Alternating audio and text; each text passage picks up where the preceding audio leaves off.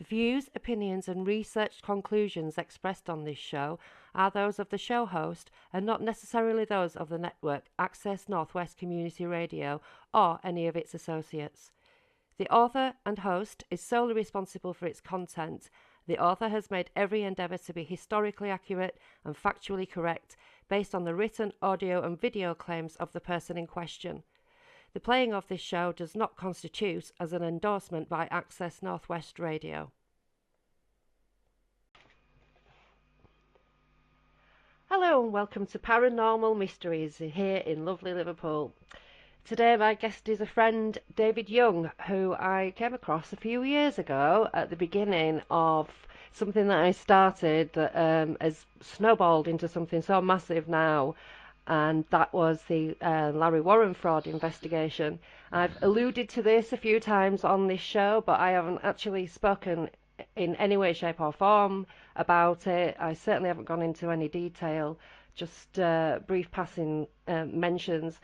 But I have some new evidence that I'm going to be bringing out in the next couple of weeks, well, over the next couple of weeks. And so I thought before we got into all of that, that I would do a little recap for those who followed the saga, I shall call it, and for those who've never heard of it, because I know that I've got a few people who listen to the show who are unfamiliar with my research and all the other things that I get up to, because they've found me through the show. So this is for you guys. Hi David, welcome to the show. Hi Sasha, nice to speak to you. And you, sweetie. So, well, yeah, because in the beginning it wasn't like that, was it, darling? No, we were kind of, I don't think we were enemies ever, but I think we were sort of under different understandings of how things were. Definitely, I would agree with that, yeah. I actually thought I was very suspicious of you because you were talking to everybody, and nobody ever does that. And I thought you were just being like a snake in the grass, but actually what you were doing was talking to everybody because that's the sensible thing to do. Trying to get at the truth, yeah, this is what I still do that now, you know. Yeah, but I took you wrong. You know, a lot of people took me wrong as well. There's been a lot of healing that's gone on over the past few years through all this drama.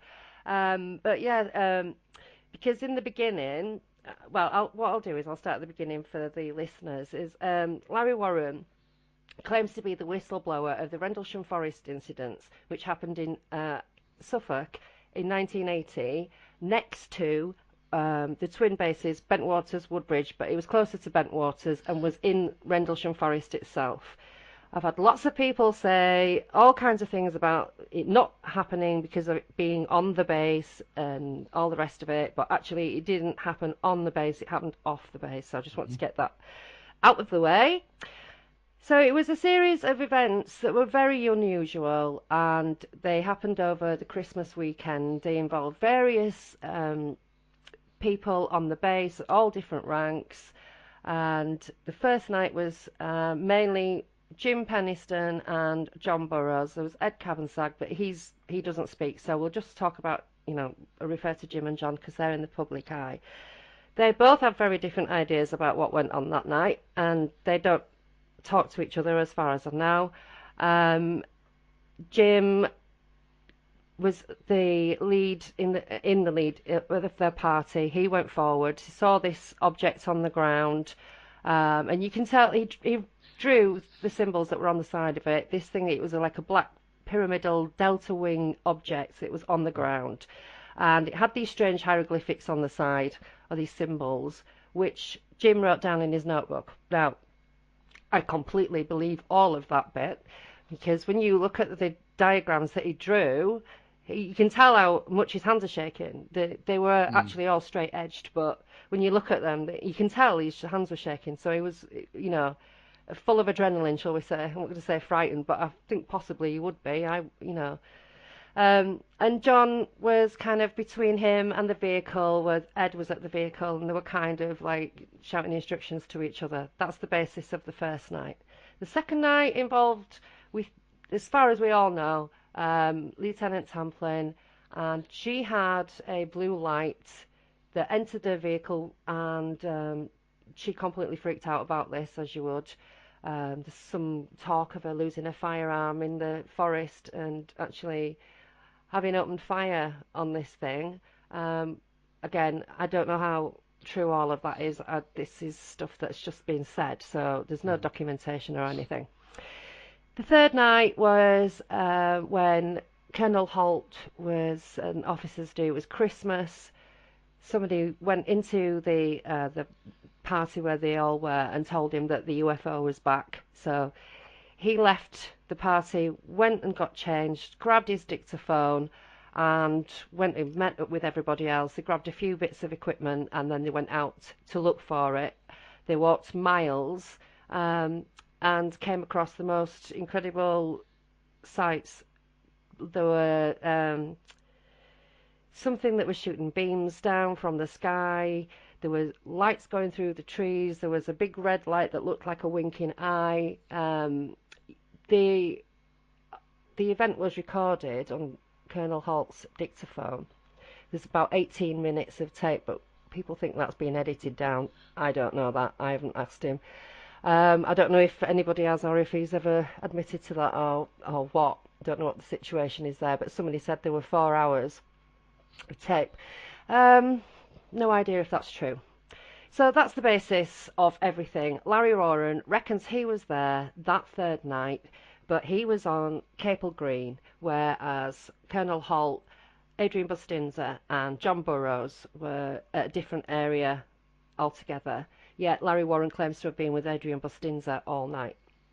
Now, Larry Warren and I have been friends since 2007 when I met him at a conference, and we hit it off straight away. We're both bonkers, we both like a laugh, and we were friends from there on in. Went to Devon for a week, saw him several times, stayed in touch online. We lived in different cities. I lived in Leeds, he lived in Liverpool. But when I moved to Liverpool, the visits became more frequent, and then eventually he ended up staying with us for 4 months because he'd made himself homeless and he was in a financial state. And, as good friends, we let him come and stay with us. And it was during that time that I noticed that he kept changing elements of the story, which were very important elements. They weren't just little ones. But at the time, there was somebody who was interested in making a film about what had happened to Larry specifically. And so the rewrites started to happen to my face. Now, I've read his book, Left at Eastgate, and I'd listened to him tell his story over and over and over again because he's completely saturated with it.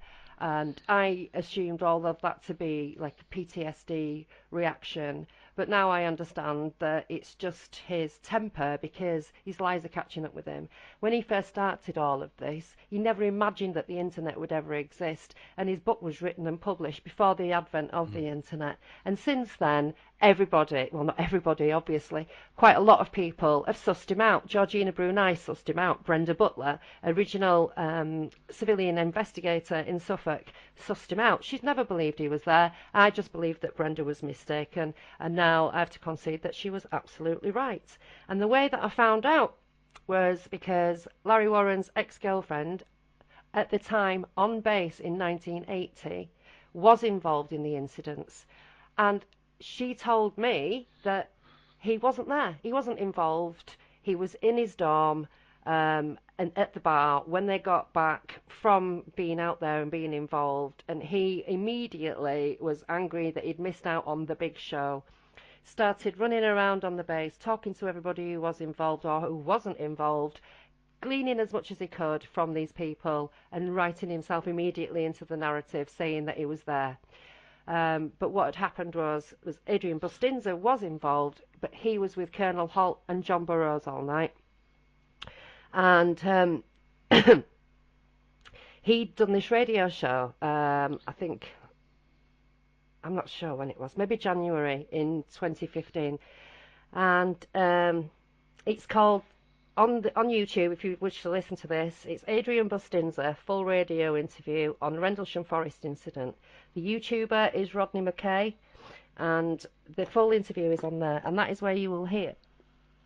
If you know Left at Eastgate, and you know the story in there, and you know Larry Warren's narrative, when you listen to that show, you will hear Adrian Bustinza tell you Larry Warren's narrative in its entirety. So after Larry had been kicked out for being a complete nightmare in our house, I eventually got round to listening to this show that had been recorded while he was still here. But while he was here, he never talked about anything else. I didn't want to hear it. I just wasn't interested. I was absolutely drowning in my own life and my situation as we'd gone bankrupt, we'd moved house, had to go on benefits, all this kind of stuff. And we had Larry Warren living with us before, during, and after for a little while. So when it all blew up, I decided to listen to this radio show, and my jaw was on the floor. That is when I realised that Larry Warren had completely stolen Adrian Bustinz's account. Now, he told me while he was living with me, one of the parts of the rewrite was that, excuse me, that he'd actually absorbed Adrian Bustinz's account where he'd been taken to an underground base and debriefed. Now, the underground base doesn't exist. He'd never actually said that. That was something that he'd added in. But he was debriefed. So Larry said that he thought that it was really important that that part of the story be told, so he decided to tell it for him so that Adrian didn't have to come public. So this had been said before, but I was completely brain blind. I believed, left at Eastgate, didn't want to read anything else, and when I did, I was in the wrong frame of mind to do so. I was already dismissing it before I had. So I decided that I couldn't live with this guy's lies inside me because I don't even tell my own lies. And I decided to tell people, and that is when everything exploded. It went crazy. I got a threat from him in November 2015, which I didn't even find till the following February, that said, "You're effed. Best move, bless." That triggered me. I went crazy on the internet. I shouted and carried on, and then I started to investigate him. That's when I started to look at the show, and I said, Larry Warren wasn't there. He stole his account. And so many people were really, really hating on me. But then at the other side of that coin, there was a lot of people who were helping me. And in between, there was Alison Dunlop and David Young and, a couple of other people who were all supportive of Larry because he was going to be speaking at the SBI conference that year in Scotland. Now, I said, I'm going to go and I'm going to ask him this question. Why is Adrian Bustinz's story exactly the same as Larry Warren's, including the memory of taking a particular kind of camera off a person and remembering it had a big M on it, probably for Motorola or something like, I don't know the names of cameras, but he said it looked expensive. And I thought, Larry said that's in his book. So I just knew it, and I had to tell people. So then the investigation started, and I started to find other bits of information and other things that he'd been getting up to, which were memorabilia fraud, forging his own memorabilia, etc. So I started to bring all that out. Now, people say, what's that got to do with Rendlesham Forest? Well, nothing is the answer to that question, but it's got everything to do with the kind of man that he is. And that was what I was trying to get across.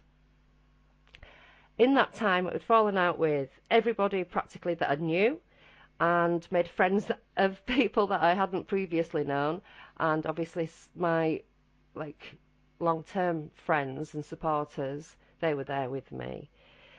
So I reported these threats to the police. They reported me to the police. It was a bit to-ing and fro-ing like that, but the police don't want to get involved in arguments on the internet. So eventually, through all the argy-bargy with the conference that Larry ended up being banned from in Glasgow, from the SBI conference, Alison Dunlop then had to concede that she'd been wrong about Larry, and she issued a statement which basically covered all of that and what had gone on, and that unfortunately she had to accept that what I was saying was true. And that is when David and I started talking again, isn't it, David? It is. I'll bring you into it now. I mean, I can say that that was when I first realised something was very wrong about the when I went to the Glasgow conference. When I got there, I saw. I mean, I never knew. I didn't know at the time that Larry had been banned. When I arrived at the doorway, basically, he was standing leaning against the car, and I walked over to him and I said, "What's going on, Larry?" He said, I've been banned," and of course, I don't think I knew about it anyway, because I was actually saying, "Oh, how bad is that? How badly to treat you like that?" And everything. And one or two other people were walking up and saying much the same type of thing. And I think his intention of turning up there was actually to get Peter to stand down and back him up. That's my. I mean, I don't know if you feel that was probably the same. No, because Ben Emlyn Jones did a vlog of the event, and they were all in the car, and he and Larry said that he was going to get to speak. Right. They went anyway because he thought that once he got there, he'd be able to talk to people and say, "Look, she's just crazy. It's not blah, da da da," and end up being able to speak, be in victory. Screw me, right? Well, it wasn't me who had been banned. No, I understand that. And anyway, after sort of telling him how badly to be treated, obviously the conference went ahead with Peter doing it on his own. I was one of one or two people invited for a drink in the evening with Larry, and still hearing the story about how badly he's been treated, and it was only a couple of days after the event when Alison started releasing all the letters that had been, the reasons why that Larry was banned. Obviously the threats to yourself, and I don't know if anyone else was threatened or anything, but there was so many. I could see that there was lies coming, and I thought, well, this is not what I was hearing from Larry. And that's when I started really realising something was very wrong about his whole story. I mean, just before I'd gone to the UFO Truth Conference a little while before that, and Larry was saying he was going to take me on a Beatles tour of Liverpool, and he even said he was going to invite. If Paul McCartney's in town, he'll introduce me. At that time, I thought, yeah, really, okay. I thought it was a bit. Bit out there. A bit out there, yeah. I don't really know how to explain. I thought, well, okay. Well, it still sounded a bit, because he says about all the people he hangs about with, everything, and. He told me all them stories as well over the years, and they were plausible. He didn't tell me that he was a close security bodyguard for John Lennon ever. No. Which is what he says now. But the threats that he made at the Glasgow conference, before the conference to get him banned, I'm just going to read out. He said, "This is the outlaw way." Now, you've got to remember, this is because I said I was going to go to the conference and ask him a question, and I put that post on my page, and I spoke to Malcolm, and I said, "I'll quite gladly give you the question beforehand. It can be vetted. That question can be asked of him. I don't even have to ask it, basically." He said, "This is the outlaw way, and I'm sorry I have to post. I will have family and very close friends at the venue. If you," and then he puts in brackets, "whomever," because he didn't want anyone asking the question, "makes a move on me or those I love, understand this. I will jump off stage and put your windpipe through your spine. You are a threat at that point, and your life will end. Really." Yeah, for asking a question. Yeah, exactly. Yeah, and this is what did it for him. Yeah. He said, "And faster than venue security could deal with. I am telling all this as a public service message. Heed it for your own good. But what fantastic PR for the Great Glasgow gig. I don't need protection. But if I really did, I'd bring in my Detroit brother James Moorhead, whom dealt with a similar deal with me and brother Peter Robbins years ago. Be smart. Stay at home on your chicken shit internet, baby." So that was the threat that got him banned. Yeah. And he also told Kelly Marie, when she tried to question him about this, "Zip it, you little nutbag, or I'll have somebody waiting for you one day," basically somebody's going to go and beat up this Scottish woman for daring to say anything. So, the Hells Angels, no doubt. Yeah, the Hells Angels. Well, you see, there's so many things, isn't there, to talk about. How many lies has the guy told? He says, I think that James Moorhead chap, It's probably a Hell's Angel that he knows. Um, and probably the only one that he knows. I don't know. No, I know he knows a few. But he's certainly never been one. We've had that proven. So that is a lie. That he's all these threats about his bikers, his reach is long. He's going to threaten. He threatened James Welsh with bikers coming to his flat. You know, he's just every time anybody challenges him with anything, they get threatened, or they were doing anyway. He's gone very quiet at the moment. So that was his. That was the threat that actually got him banned from the SBI conference, and it's probably the best thing that ever happened actually, ultimately. But I did want to know what he was going to say because I didn't know what his current narrative was. But the best thing about it all was that in the June he was speaking at that Flying Saucers Have Landed conference in Filey, wasn't he? And you attended that. Yes. And that's the one where, while he was here, he had all his memorabilia and he'd sold some and he was waiting for the money. Right, this is what he told us. He was waiting for the money. Little did we know that he'd been getting it in dribs and drabs and spending it because he'd sold a John Lennon sketch to Russ Kellett for 10,000, and that was where the exchange happened. But I'd wanted Warren to speak at the Glasgow conference because I really wanted his narrative. I wanted to know what his story was because as far as I knew, there were several different versions of different bits once I'd started looking at other things that had been said in the past. And unfortunately, there was no recording of the Filey one. There was no video of it at all. That hadn't happened. And so I was just kind of like, right, okay, well, I'll muddle on anyway, not knowing what his current version of events was. But then not long ago, David, you discovered that you had the recording. I did. There was one Sunday afternoon. I remembered I had these because I usually record a lot of conferences I go to. So beware out there, anyone else that's got. No, I do record a lot of the conferences I go to. And I suddenly thought to myself, I wonder what I've got on that Filey conference which I went to. You know, and when I started listening to it, I thought, good God, this is gold dust. You know, because there was such a lot of. I mean, at the time, I thought I was taking in and being like the few other people that were in the audience, you know. But sort of, I'd learnt now, you know, since then, that a lot of it was absolute BS, you know, and like the Metallica and everything else like that, you know. That's special, that, isn't it? That is really special. I mean, and the Bigfoot story I thought was hilarious as well. Well, the Metallica one is very provable. It's a provable lie, which absolutely, is, you know, what we've been kind of working with, isn't it? Sort of, okay, let's take stock of his various narratives, his lies, his life story, you know, this thing that he's telling. But when you came up with that, it was just like, from the angels. If you remember, I don't know if you remember what happened at the time. I actually put up, you know, like the Facebook posts you can make. Yeah. It said, well, Larry Warren says he signed Metallica. He didn't know I had the audio recording, I don't think, at the time, because he said, I never said that. You're making things up and all, you know.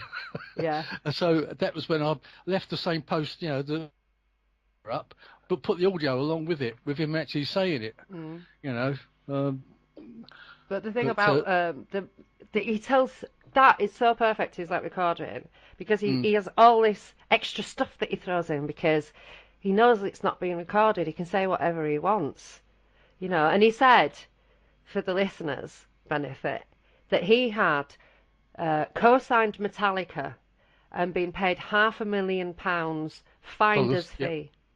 Yeah. So he's saying he discovered Metallica. Yeah. And was Epic Atlantic Records all in the same paragraph, I think it was. That's right, he did. As well, for 20 years.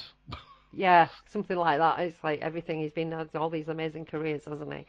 So the Metallica thing, he said that him and his friend Richard, his name escapes me this minute, got paid £500,000 each finder's fee. Was it Rich Carlson or something? Something like that. Yeah. I think that's the name. Yeah. Yeah. So did a quick Google, and it turns out that this guy called Michael Alago Mm. discovered and signed Metallica. No mention of Larry, no mention of Richard, no nothing. So, this is one of the things that we challenged, isn't it? Yeah, that's right. And then he started saying about, it wasn't. He said something about, Metallica worked for us, and it was his little band that he came up with. What was the name of the band? And he said that his name is on the back of the credits on the album. So obviously we went and did a search for the album Yeah. itself. Fate's Warning. Fate's Warning. Thank you. That was That's the doing my one. head right in. And, and I looked at, we were trying to find his name on the back of this album. Yeah. Do you think we found it? No. No. And then we did a little bit more research, says, but in actual fact, Metallica were around before Fate's Warning. But he tells the story that Fate's Warning were around before, and that Metallica worked for them. Yeah. And it's like I've said before, Google's been Warren's worst enemy, really, because he's told most of his stories before Google came about, like you were saying earlier, and things are so easy to sort of just track down now. Yeah. It's the same as his band he's supposed to have been in before he went into the Air Force. Sweet Sage, was it? It was Sweet.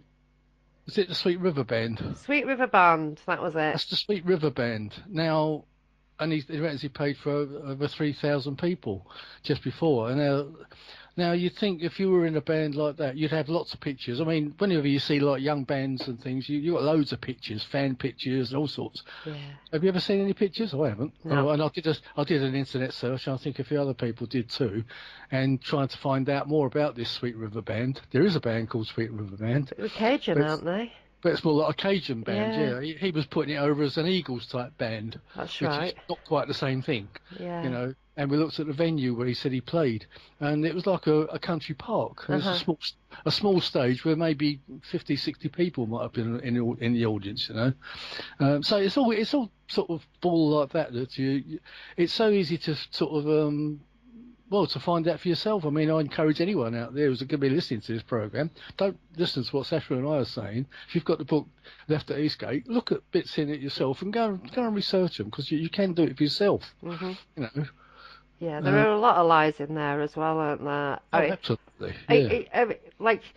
I know we're jumping around a little bit here, but in 1979 was when he went and signed to join the Air Force. In 1979, he also claims to have been at school in England in Billericay. Now, he makes it sound like he was here in education for a year. But if you read Left at Eastgate, you will see that after his little stint in Billericay, Essex, that there's a letter there from the woman who he stayed with. It was like a student exchange. She sent a letter to Larry's mum, telling her how lovely her son had been for a week. It's there in the book. Yeah. He now alludes to being here forever. In the finally talk, he says there's a bit where he says that when they were on base and they were being told about the area, all the rest of it, what it's like living in England, he made out that it wasn't for him because he'd been here before. He'd already lived here. He'd been here for 1 week on an exchange. So there's little things where there's a little bit of truth to it, but everything is wildly exaggerated. Yeah. And the funny thing is, I know the actual school he was talking about, Mayflower, because I did live in Billericay for a while in Essex. So it's quite a strange crossover again. Yeah. That was before I moved to Suffolk. Yeah. And then in that year as well, in another, it was a radio show with Christina George and Joe Montaldo, Gary Heseltine, and I feel bad, I can't remember. What a joke that was. Yeah, because he also said in that in the late 70s, remember he was at school in Billericay, he was also in school in Albany, and he had the summer kicking around with his friends waiting to go into the Air Force. But in this latest radio show thing with them, what was I going to say? Oh my God, my mind's gone blank. What was I talking about, David? Yeah, you were talking you were talking about him kicking around in the late 70s and Beach Boys, I believe you were going to come to. Oh, that's it, the Beach Boys. Oh my God, it's because I've just read one of my notes and totally blagged my own head. Yeah, he says that he was PA to the Beach Boys. PA for the Beach Boys in the late 70s, yeah. And of course, Peter Robbins knows nothing about all this. You'd have thought he'd have told Peter Robbins, wouldn't you? Yeah, absolutely. Because he said that in that time as well, while he was waiting to catch his flight, which in the book he says he goes to the airport with his mum and he gets his flight. In his new narrative, his flight's delayed for 2 days and he hangs out with John Lennon for 2 days. Busy year. I mean, how amazing is that? Yeah, I mean, and again, why isn't that in Left at Eastgate? Because it doesn't mention that at all. So John Lennon dies within, while he's at Bentwaters. Yeah. So why doesn't he say, "Oh, my friend my recent friend that was with a little while ago has just died"? He doesn't say that at all. No. And so this is all. He starts in August, doesn't he? And he goes to Lackland in Texas. And that's where he meets Stevie Ray Vaughan when he goes to the Way Out West Club. Yeah. So in that year, he was PA to the Beach Boys. He met and hung out with John Lennon for 2 days, even though John Lennon spent Thanksgiving, and it was the 27th, he did a photo shoot. At Thanksgiving, he spent time with Ringo and his wife, and then, so that's like the 27th, 28th, and then he's like hanging out with, so that's in November, sorry, and then he's hanging out with Larry, an 18-year-old kid. Well, we've got to remember that we've got the famous black and white photo, haven't we? Supposed to be taken at Fortuna in New York. Yeah, Cafe Fortuna. And he actually names the person that took the photo and where it was taken. That's right. He said, "Oh, that was it. It was Vinnie Irwin who took the picture, wasn't it?" And he basically photoshopped himself or whatever program. People can as at least 30-year-old man, yeah, I think. 40. He looks 40. I've looked at some photographs of him areas of time, and I know that he went to New York when he was 40, because I remember him telling me about that. Those are photographs of him in New York when he was 40. So Nick Pope said it best. He called him a florid-faced 40-year-old, didn't he? Like, the kind of width of his face and all the rest of it that comes with aging. He's very Nick does come out with some gems, I must say. Fabulous.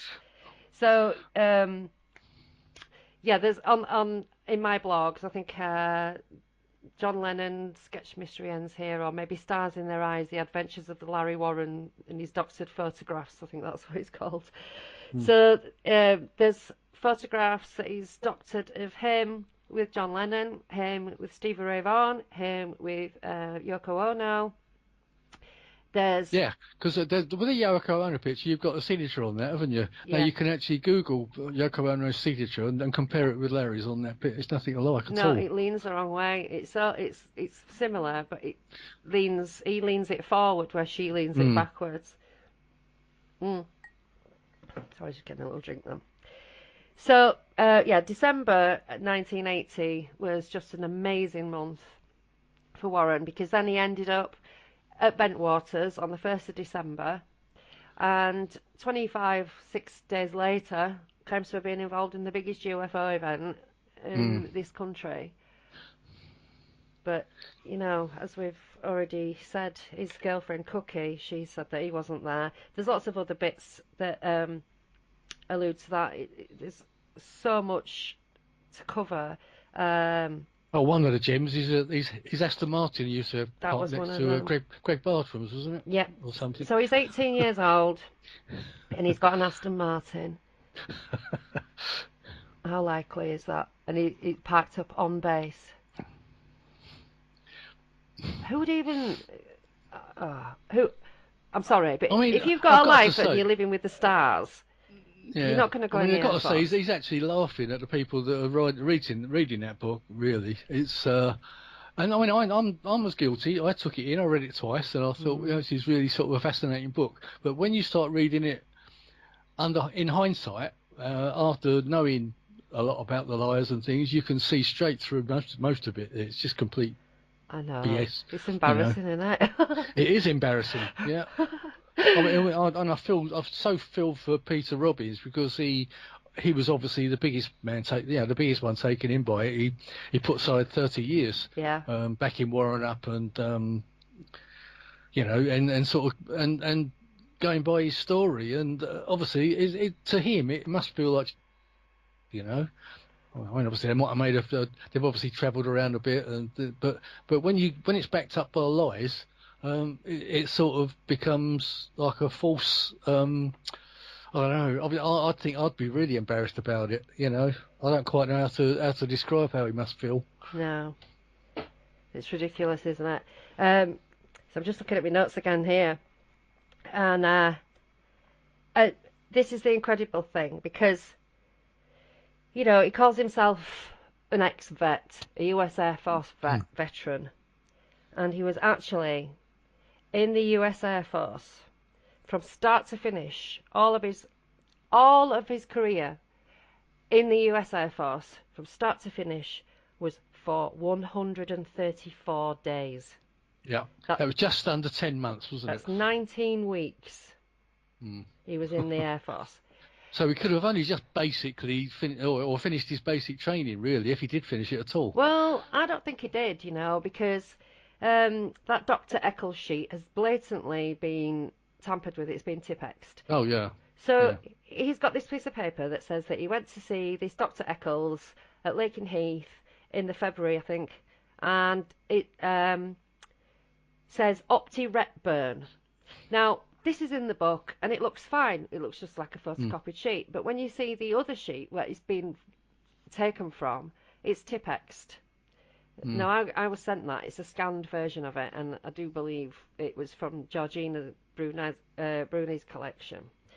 So, 134 days, and he's now been peddled as a retired veteran when he's... I mean, I think it's also important to mention that Dr. Eccles was not an optical doctor. No. He's actually an orthopedic doctor. That's right.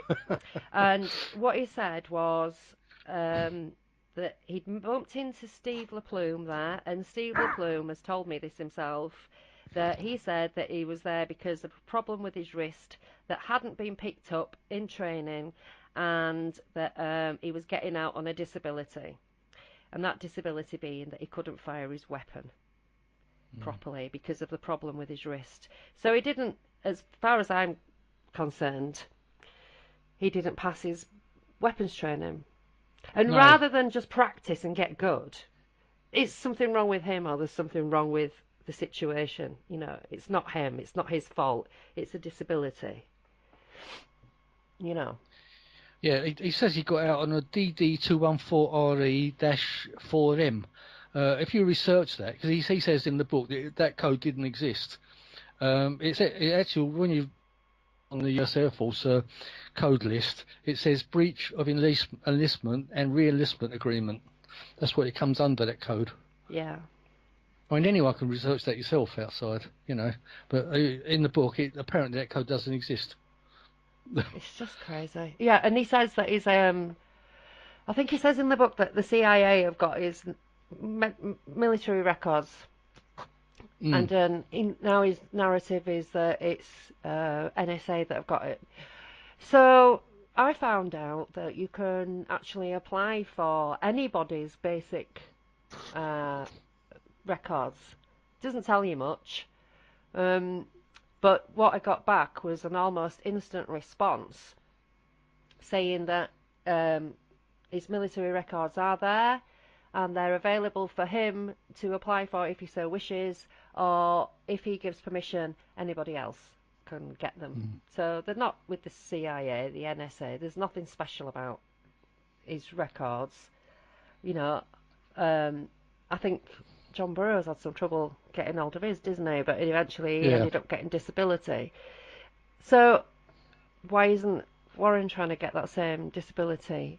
John's helping other witnesses. So what's wrong with Larry?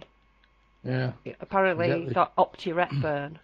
Well, optical retinal burn. But then in the Chuck DeCaro CNN video, which is also on YouTube, it's a CNN documentary about Rendlesham, he says that none of them were hurt by this craft. Yeah, I remember seeing that. So every single thing that he says, there's two versions. Do you know what I mean? Yeah, I'm interested to see what's going to come out in this film if it ever does come out, the Capel Green film, which version they're going to go with, because one way or the other it's going to cause quite a few arguments, I think. Anyway, well, when people start saying, well, because I mean, let's put it like this: his story's got to be the same as it was in Left at Eastgate, surely. It kind of changed. No. You don't have two experiences; you only have the one. Well, in the trailers that they've got for the film Capel Green now, there are 4 aliens. Yeah. When there were only 3, allegedly. Yeah. But there's only him that's seen the aliens. And the bubbles. The first time that he remembers or talks about those aliens was in a hypnosis session that he did with a guy called Fred Max, which he admitted to faking. And if you read You Can't Tell the People by Georgina Bruni, you will see that in there he says that. He admitted to it. He admitted to faking it. And that's the first time he ever mentions aliens. I think that's really important. You know, the first time he talks about aliens is in a faked hypnosis. Yeah. Well, but he did make a statement. He's never mentioned aliens, but aliens are mentioned quite a few times in Left at Eastgate, in actual fact. Yeah, I know, because he's done this polygraph test, hasn't he, to prove himself the liar of his life, which is a bit open to question, as we found as well. Well, this is it, because you did some research into the people who conducted that polygraph, didn't you? Yeah, Patti Musicaro and Veritas. It was that there was actually a fraud report put out against that particular person and the company, and I do believe that. When I'm trying to find it, I've got it on my... Yeah, it says Patti Musicaro offers cut price lie detector tests that will always beat other examiners to get work. This is a concern as you get what you pay in life. And it says in this report, it says she falsely claims her experience for police and security forces in the USA. We know this is fabricated lies. All of the organisations she has claimed to work for have their own examiners and claim to know nothing about Patti Musicaro. And it says further down, it says choose your examiner carefully and not one whose background is based on lies and fraud. So, and that's the expert that they used in the film. Yeah, that is quite funny because. And they actually call her UK's leading polygraph examiner. Which is not true. No. Because well, it's not. I mean, anyway, if you do a search on it now, I looked into the actual accounts for the company. Their total liabilities were 4.3k, 38k. Their total their debt ratio was 72.91%. Their net assets were 1.63k, but their total liabilities were 4.3k. So. Wow. That's interesting, isn't it? Yeah, so how you can be the top researcher in the UK and have financial outgoings like that, I don't know. Well, this is it, because some of the tests, I mean, when you go to a proper person, they cost like a couple of thousand. It's not like 200 quid in a garage botch job. Now, for people who've listened to all of my shows, you'll know that when I spoke to Kaz Clark, who is a witness to the Pentrick incident, she approached Gary Heseltine with a Lafayette 5000 polygraph, which she'd had to jump through hoops to get. And she took 3 polygraphs, and she went to Gary Heseltine with these polygraphs, and he rejected them and told her to go to Patti at Veritas. He would have accepted that, but not the one that she'd paid a fortune for. From the actual top polygraph tester in this country. Now, what I have to say here as well is that they don't detect lies. They detect stress. So, you know, you can actually put yourself in a place where you're not stressed. I mean, I've learned how to do it through all of this, you know, because as you know yourself, when you're being attacked by endless people, it becomes very stressful. My blood pressure went up. I Yeah. collapsed a couple of times, ended up in hospital. It was all a good joke for them. They thought that was hilarious. Um, so it's like Well, I know my blood pressure's been up a few times it's as just, well. well, it's really horrible, isn't it? So it's like, Yeah. okay, I have to not care about these people. I have to not care about them saying these Mm. things. Otherwise, I'm going to get poorly, you know. And I've learned how to kind of not let it inside, if you know what I mean. So if I can get to Mm. that state when I'm being like bashed about by God knows how many people who are telling everybody that I'm mentally ill and that I'm a drug addict who abuses her children and lives in filth and is a Larry Warren fanatic and I'm Mm. just a fatal attraction. It's just a fatal attraction, and all of that stuff that they said, all of them, they wanted me to be Yeah. so malfunctioning that I couldn't Mm. speak and wouldn't speak and was chased off the scene. That's what they tried to do. Mm. Gary Hesseltine Mm. did that as well. Gary Mm. Hesseltine Well, calling me, saying it's a fatal attraction thing. I'm just a bunny boiler, basically, is what he's mm. saying.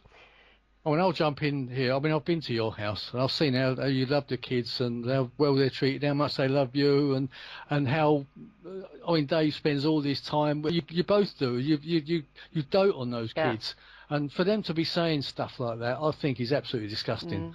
Mm. I really do. I mean, it really makes my blood boil. You know, Yeah. when I actually saw what they were saying and what I actually saw for myself. You know, and they're just complete liars. Yeah. I don't know. Well, you know, it wasn't exclusive to me, but I mean, I did receive the main of it, but you know, like I can't do everything because of the physical problems that I've got, you know what I Yeah, mean? So Dave does pick up the slack a lot, and he does a lot with the kids. You know, we got together when he was in his oh 40s. He never thought he'd be a dad. So, you yeah, know, he dotes on Poppy and you know, my son as well, and they go out and they do a lot. He's brilliant. He's a brilliant dad. And he, you I know, know. he's a Well, brilliant I've partner. seen the post. He's always doing stuff Mhm. with her, isn't he? They're taking her Yeah. out and about, and you can see she's a happy little kid. I mean, she's The you know kids are all you'd soon know. happy. You'd soon know. Yeah, I know. You'd soon know if anyone was being abused. Yeah. Yeah, well, this is an interesting thing that you say as well because, you know, when he was living here, I didn't know this, but he was watching porn in the living room with my daughter in the living room. And she was Mm. so freaked out by that. She slept with a knife under her bed. Do you know what I mean? I didn't know this until afterwards.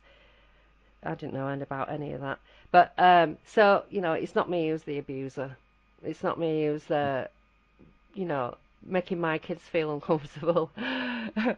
Quite the opposite. But yeah, so that is what they told everybody at the conference in Scotland, that you know I'm this drug-addled lunatic, and that I actually love Larry, and I moved him in here with Dave, Mm. Mm. and that's the Mm. best defence. It's, mm. I mean, obviously, a few of us were actually taken in by that. We all saw. We thought, oh, well, they were telling the truth, but as I say, we all know very differently now. Most of us, you know, our dear old Chris. Do you remember? You Oh, remember Chris, who died a Chris couple of years Nash, ago? yeah. Almost to the day. It was November, Mm. wasn't it? So probably a week or so ago he died. 2 years ago. Um, we were often talking about you and the Warren situation and Rendlesham and God knows what else. And quite often I used to say, not talking about you, but not saying that, I think Sacha makes a lot of stuff up. You know, I'm telling you that now Mm. because I've said that I'm not saying anything different that I haven't said before. And Chris used to say, oh, she's all right and everything. And then he'd sort of, I don't know, he'd try to swing me around and I'd say, oh, well, Warren's, you know, I'd sort of go along with the Warren story and everything. Anyway, and when Chris died that time, and we had that barbecue at the Eastgate in his memory, basically in his honour, Yeah. because that was his favourite place. And then we started getting all those awful comments from Warren about we were insulting his brothers and everything. He called And you scum, didn't yeah, he called us scum.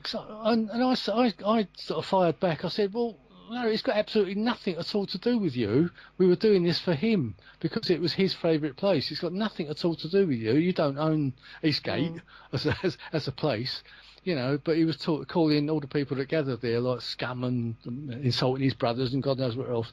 And that is when I basically went to war. Well, I won't say we went to war with it, but that's when I really wanted to get involved and join you, and we started talking more about everything, didn't we? And you started showing me more stuff, and it was then I started realising that what you were saying was actually true.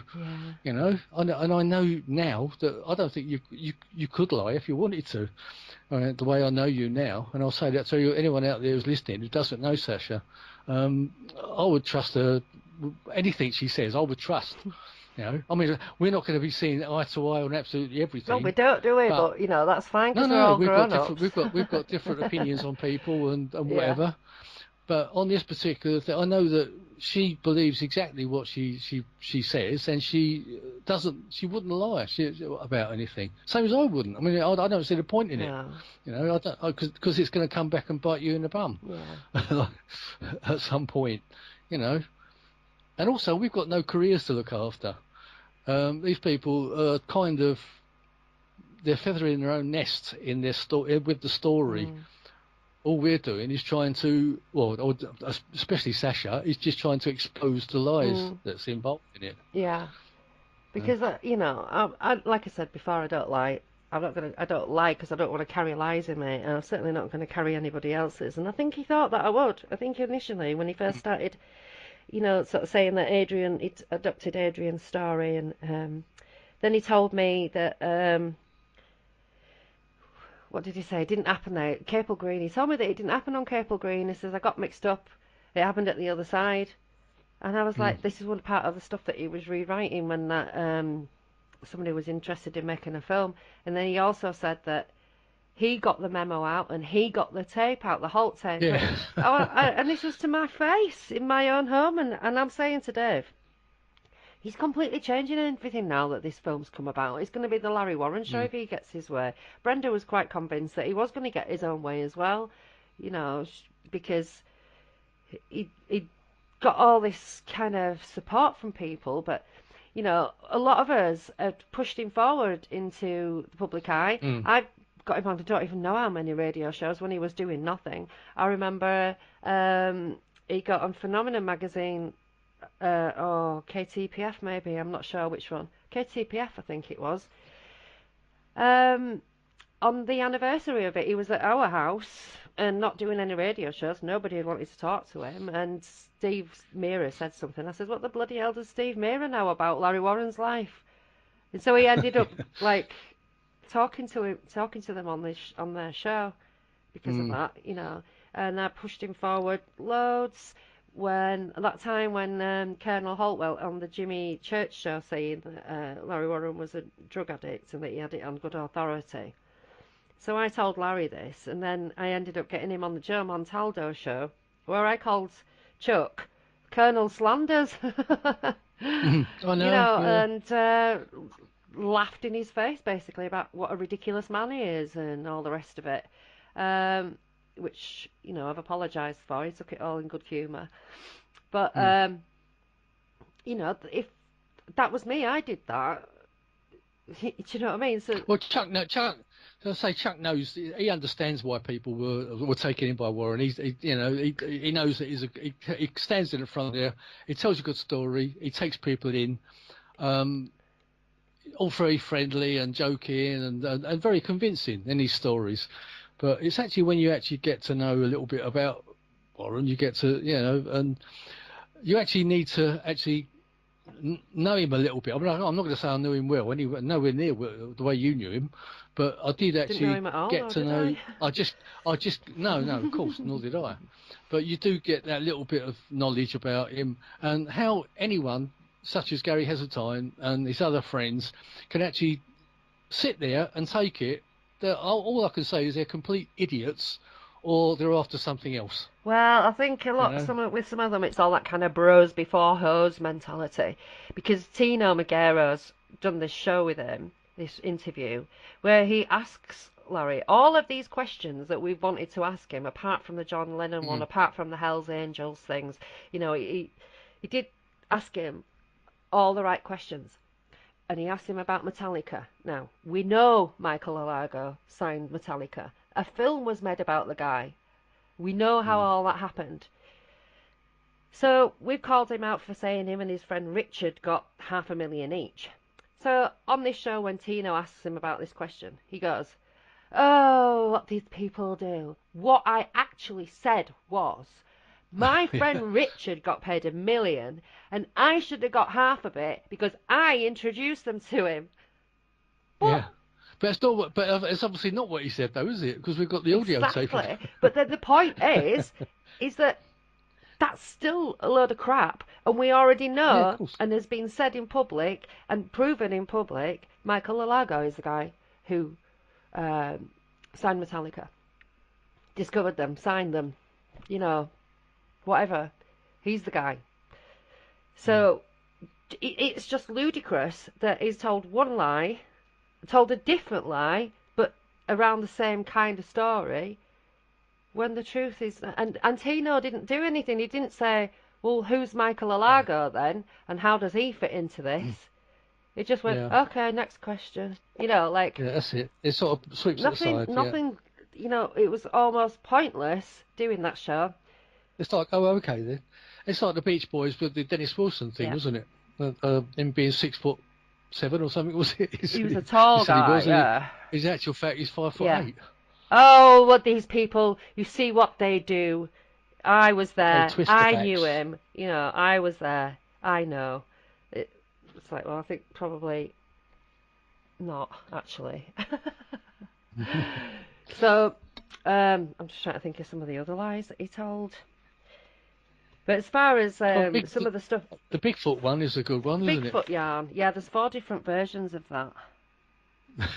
The one I heard where he told it Friday, I thought was hilarious. Really, I mean, it's the most fantastic Bigfoot sighting ever. When he gets where he sees Bigfoot at the side of the road and he chases after a deer and rips it apart. It comes out of the trees, it runs along the tree line, it's not even got his feet on the floor, and it's running at like 30, 40, 50 miles an hour, whichever version you're reading. And it is like, it catches the deer, it breaks its back and takes a bite out of it.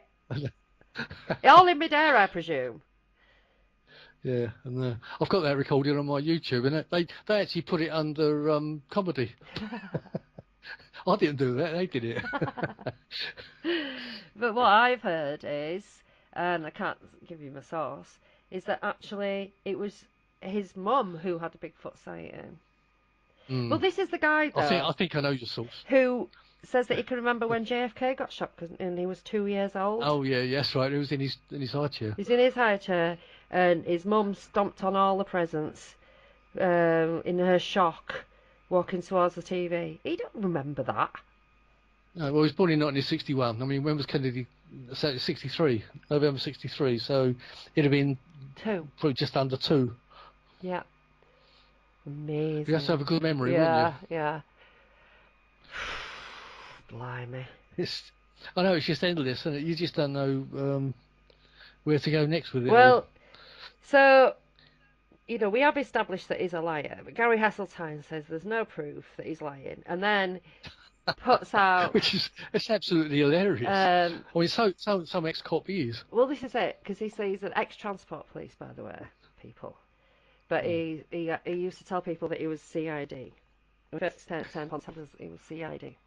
And he also said that he had this post up. I'm going to just quickly find it because I want to read it out. Because he says there's no evidence of him lying.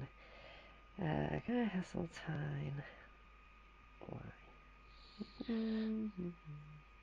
Is it the response to Nick Pope's comments? Well, he says that no, it was the A10 photo that. Oh right. Yep. Now I put out some images and said that there's something wrong with all this, blah blah blah. Ben Emlyn Jones discovered a reflection in one of them, and they tried to say that it was me or Nick Pope, but then he'd said that this was with the tattoos. Yeah, with the they said that we're looking for a man with short grey hair, glasses, a pointy nose, a chain on his wrist, and tattoos. Okay, so you just described Larry Warren, but obviously. And the reflection of the camera. I can't remember what model it was. Was it a Minolta or something? Nikon. Nikon. No, Nikon. Yeah. Yeah. So then they're going on about this photo. I spoke to Barry Greenwood, was who the person that I got these photos from, and he wrote Clear Intent in 1983 with Larry Fawcett, and they interviewed Larry Warren and dismissed him as, he'd admitted that he lied, basically, so they didn't want anything to do with him. So the A10 photo, so Larry produces this photograph because I've got this picture and there's no UFO above it. Now, in the A10 photo that Larry's peddling, he's got the little UFO above it, hasn't it? Yeah. So. And that's the one that was put out there for somebody to find the UFO, wasn't it? That's right, yeah. And there's one copy, the original copy has got square edges, but then he produces this copy and it's got rounded edges. And it produced it. Oh, I found it in a box of stuff at his ex-wife's house. And then, obviously, the original photograph is colour, and the picture that he's peddling around, it was black and white. So Gary had to concede. And he said, "Have you ever told a lie? Perhaps a white lie. I doubt there is any adult alive who has never told a lie in their life. The question is, why did you lie? And as a former specialist police interviewer, believe me, there are many genuine reasons why some people lie.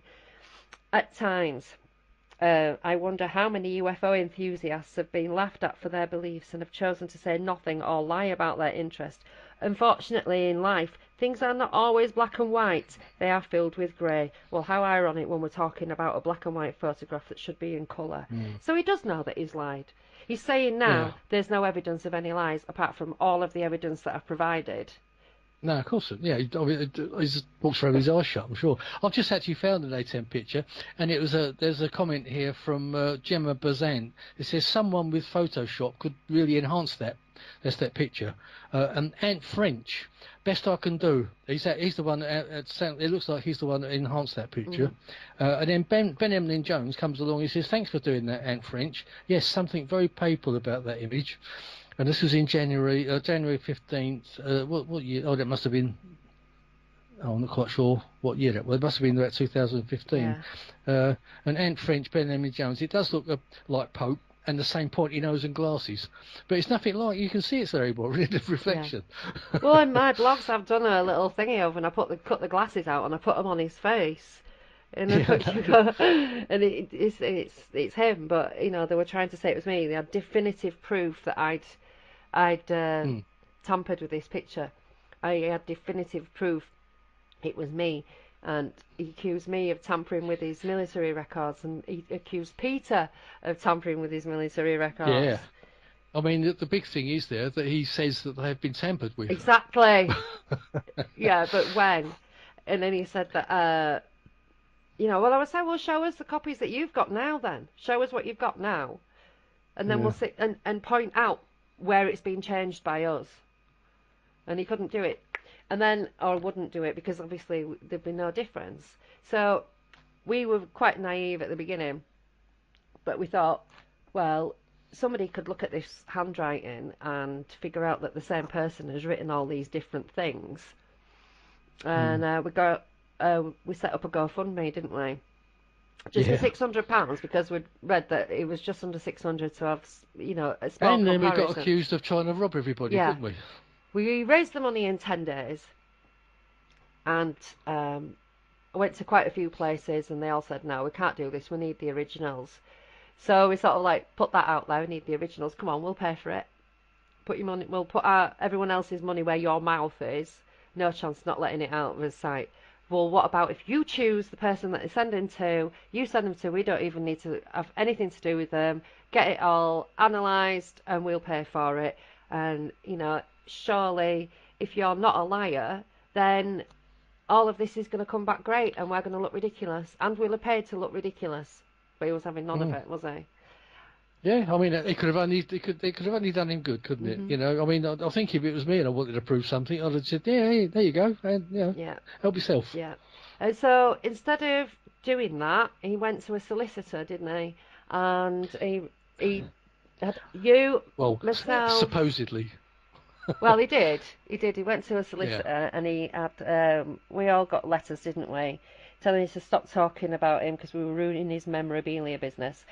So, which I replied, "What memorabilia business? He doesn't have a Yeah. Well, I memorabilia think business." we all phoned him up anyway, didn't Yeah. we? And I think his boss got a bit upset. Well, I sent him some evidence, and I said, you know, he's lying, and no, I won't shut up because all of Mm. this is a lie, and he doesn't have a business. And I explained to him because he said for the past 18 months, and I said no, it's not 18 months. It's 18 months since May Pang said that the sketch that he sold for £10,000 was not done by John Lennon. I said that's 18 months since then. And all I've done is repeat that news, which it was news because it was in Wales Online, news outlet online.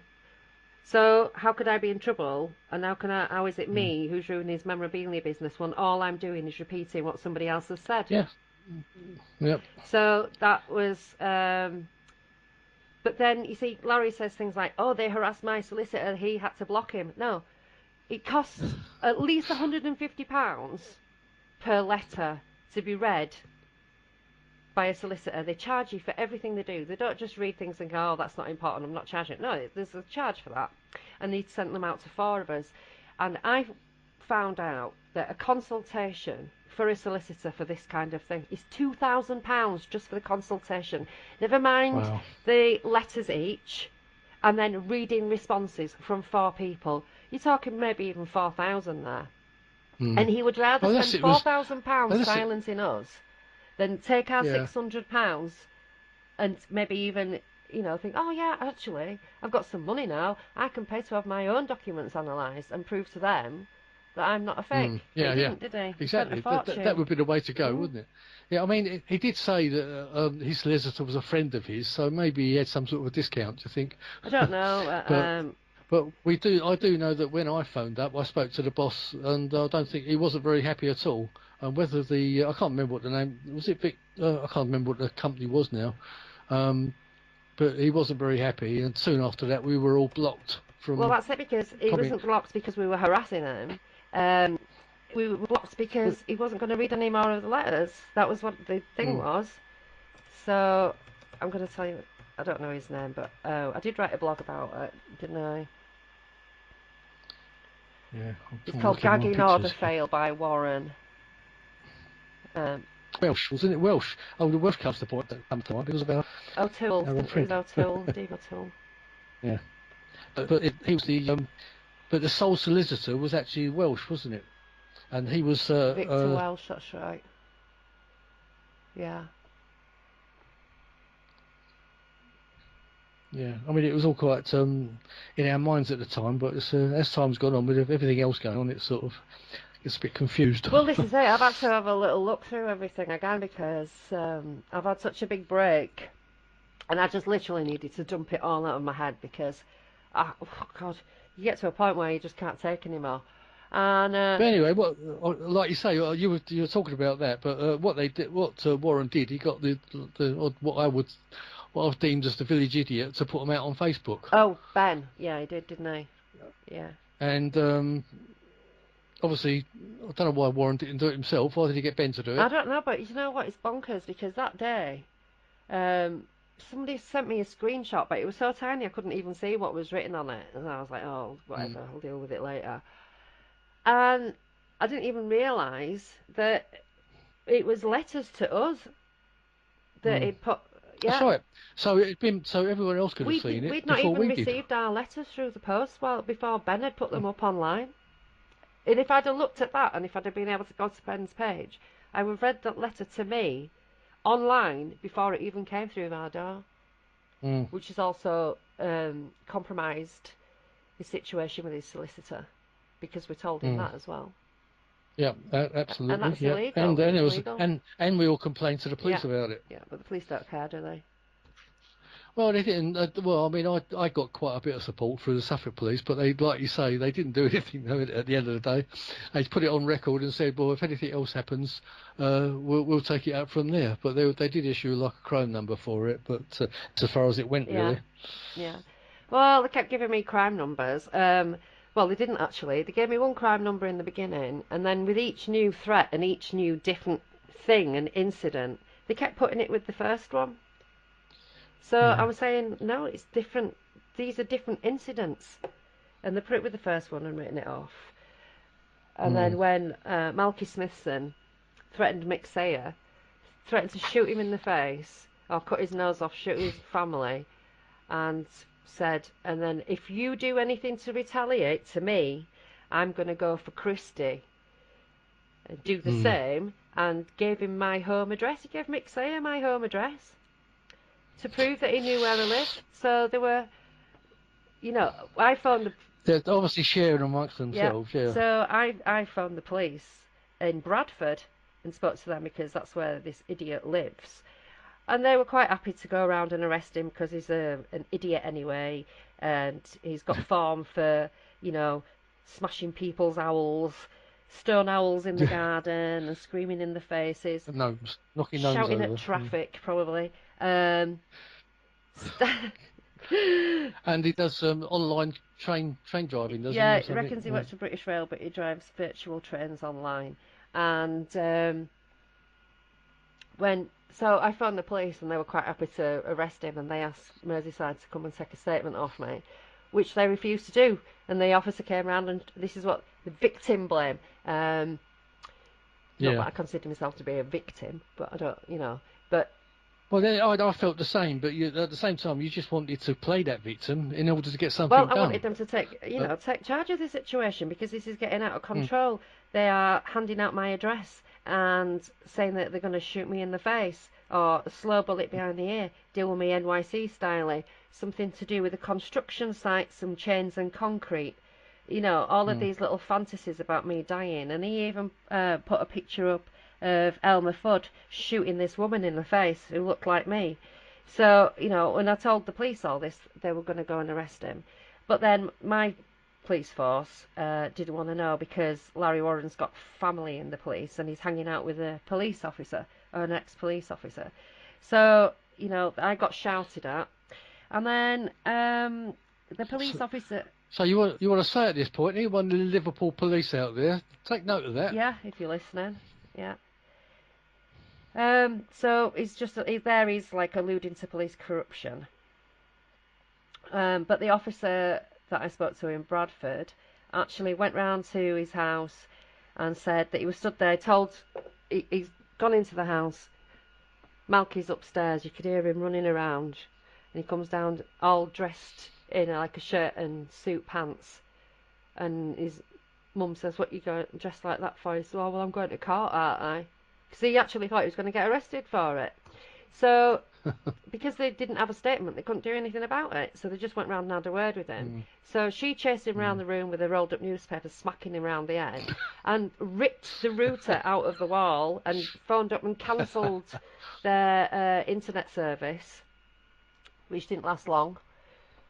No, it was back on again in a day or so, wasn't it? Yeah. So he said to me, "This guy's an idiot. He weighs about as much as a crisp, and if you turned up at his door, this whole world would fall out of his arse." That was the officer's words. Some friends that I've got in Keighley said to me, "We'll go kidnap him if you want." I said no. No, because then that actually would make him a victim, then, wouldn't it? No, you don't want to get involved in anything like that, no. No matter how much you want to just, be that person, sometimes in your mind you just think, yeah, screw him. But no, they were, leaving him on Ilkley Moor or whatever. It was like, no, it's alright, don't worry about it. His life is crap. He can't get a girlfriend. He lives with his mum, who hits him because he's an idiot. Like, well, how crap can his life be? So, but this is the thing though, because it was pretty intense, wasn't it? All that abuse. Oh, absolutely, yeah. I mean, death threats going left, right, and centre, wasn't there? And the last, the one that you told me about, which was aimed at me, was where it was going to free my wife from me and come and take my property. I actually then I just lost it because I actually made a complaint to the police, and I made a big post online about it. And it was shortly after that Frank made his video, which was Yeah. which I mean, Frank's great. I mean, he's a rough diamond, really. You know Frank, and he actually brought tears to my eyes. Some of the things he said on that video. It was tough. I mean, it's hard to listen to with the language. I mean, Frank doesn't mess about, but he just laid it on the line, and he said it as it was, doesn't he? Yeah. Because I think it followed the trip to Liverpool that I made when I was invited to the HA with Frank, and you've been as well since, and we've sort of met up and everything, and then Warren said that we didn't go. Yeah. He was, He said that he didn't go as well because he wasn't in town. Yeah, he made it. Always said he was out of town. Yeah, he said I've just arrived back in town, and otherwise he'd have been there, wouldn't he? But we see what he said to Frank was he told him about his little girl anger and something about his little girl temper. About finishing him. His little girl temper will be the end of him, and since then Frank's not let it go. The thing is, and I don't think he Frank, ever will. for everybody else's benefit, Frank Willis, he is Guinness World Book of Records champion for smashing 20 concrete slabs with one hand. Roof tile. No, slabs, concrete slabs. They were really long, kind of slabs of concrete, and they were almost as tall as him. And he holds the record for smashing them with one hand, boys and girls, one-handed. Using his, because he's a kung fu master with his little girl anger, and he also holds the world record for breaking chopsticks on his throat with his hand. Right, putting them palm of the hand and the tip of the chopsticks in his throat, the tip of the chopsticks in the palm of his hand. With his other hand, he is smacking himself in the hand, to watch. And these chopsticks are just flying all over the place in bits. Right? It's scary to watch, isn't it? It's intense. But I mean, I did do kung fu, and I've seen this kind of stuff before, and I just think it's the most amazing, unbelievable achievement. It takes years and years and years and years to get like that, and he used to be a soldier of fortune, and he's not a guy to mess with. So he was in touch with the Hells Angels all that time, and he took it to the Hells Angels clubhouse, which is where Warren said that you didn't go, and blah blah blah. Then I got invited because there was all that kerfuffle. Frank put Warren's address up online, didn't he? And he put, that's right. And when I complained to the police about that death threat you made to me, Warren told them that I'd put it up. No, that's not true. Frank got hold of his address and put it up online, and I said, well, if that goes, then you know that he actually lives there. That's right. It proved that he lived there. Yeah. And then the Hells Angels then got hold of his address because he'd been saying that he was Hells Angels and had flashed his patches on this YouTube video with Joe Montaldo, Christie, and George, which I mentioned before. So they saw that and they went round and took him off him and told him, don't you ever say that you are Hells Angels again, because you're not. And it's the second time he's done it. Second time they've caught him out doing it. And he'll die for a lie. He'll die lying, that man. He will. Yeah. Probably insulting the nurses that are looking after him. Yeah. So, and anyway, there's been this kind of spate of shows that they were doing, which they've all kind of calmed down. It's all gone very quiet, hasn't it? After... Yeah, well, since that show with Joe Montaldo and Christina George, we haven't heard any more, have we, from Warren, really? As far as radio shows, it seems like he's been had a gagging order shoved on him or something. By the Hells Angels, I think. I don't know. Well, I think they told him to stop talking about Hells Angels. I don't know what they said to him. But anyway, it was after that Gary Heseltine started doing all these shows, and that's when he did the Joe Lomax interview, where he refused to answer any questions put to him in the chat room. He refused, and they were all like really, really kind of normal questions. There weren't anything. That's the one where he looks so uncomfortable. He looks like he's playing the piano, Well, it doesn't was he? quite funny Where he's jigging about. When he's jigging about when he in the starts going chair. on about me being a bunny boiler. And he's bouncing up and down, and his arms are waving everywhere, and these dogs jump up, don't they, and start barking. They think someone's Yeah. coming in the window to attack him or something. And I was like, oh my God, I'm right under his skin. He hates me. He hates me. Why do you hate me, Gary? Why do you hate me? Sure, he hates all of us. But why did he? No, because he did this. He did this on purpose. It's either he's seen how much blog traffic I was getting, or it's because he can't stand women, or he can't stand me, or something like that. Because why would he even take up with him? He says, he's not a friend of mine. We're not friends in life. So why are you doing this? And now this whole film has been born. Capel Green has been born. And it's all the Larry Warren show. And they've interviewed 20 people who weren't there. And I've heard him say, I think he's interviewed by Grant Cameron, and he's saying, well, we had to take Larry Warren out of the picture to see if Capel Green still worked. And then interviews 20 people who weren't even there, and has added an alien. So it's utter crap before it even gets off the ground.